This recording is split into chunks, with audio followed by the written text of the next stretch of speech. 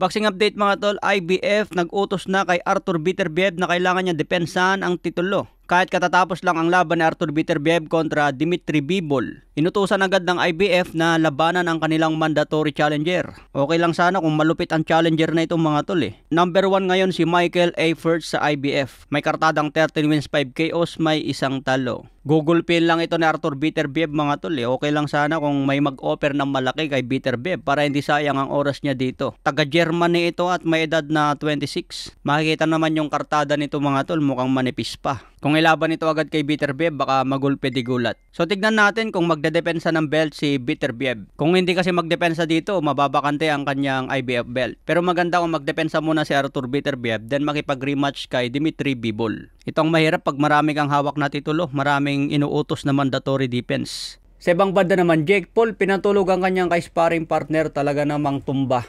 Nasa lubong ng overhand right, bagsak talaga Alam niyo naman si Jake Paul mga tol, may lakas talaga ang kanyang kanang kamao. Kapag tumama ito, talaga namang gulpi.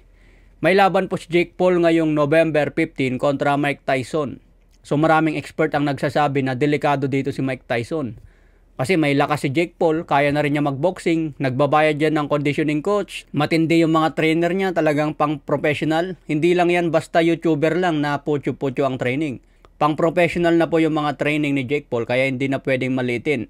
Samantala si Mike Tyson ngayon, kahit sabihin natin na legendary world champion yan, isa na rin ako mga tol sa mga nagdududa ngayon kay Mike Tyson kung kaya ba niya sumabay sa mga mas bata ngayon. Sabi ni Jake Paul, gusto niya tumba si Mike Tyson. Pero abangan pa rin natin, baka money fight lang ito. Kasi kung yung kabataan ni Mike Tyson, talagang Google pin lang niya si Jake Paul. Tanggal ang kaluluwa yan ni Jake Paul, lipad pati pa nga. Pero ngayon kasi, edad 58 na si Tyson. Delikado na talaga ito kapag matamaan ng solid. Iba pa rin yung lakas ng katawan kapag may edad na. Hindi na kayang mag-absorb ng sobrang lakas. Huling exhibition fight ni Mike Tyson kontra Roy Jones Jr. Maganda pa yung galawan niya nun pero ilang taon na nakalipas. Kaya ngayong November 15, abangan natin kung may lakas pa rin si Mike Tyson. Undercard ang laban ni Mario Barrios versus Abel Ramos. Dedepensahan ni Mario Barrios ang kanyang WBC welterweight belt. Matatandaan mga tol, ito ang gustong palagan ni Pacman para agawin sana ang titulo. Pero ngayon wala na pong balita tungkol kay pambansang kamauman ni Pacquiao. Okay mga tol, sa ibang banda naman, matatandaan nyo yung nilabas ng isang Japanese na pandaraya umano ni Cuadro Alas sa pangalawang timbang. Ito yung ginawan ko ng video nung nakaraan na nakatukod daw yung paa ni Casimero sa timbangan. Pero naglabas ng isang video si Boss Rich doon kung saan marami palang komisyoner habang kinukunan ng timbang si Cuadro Alas.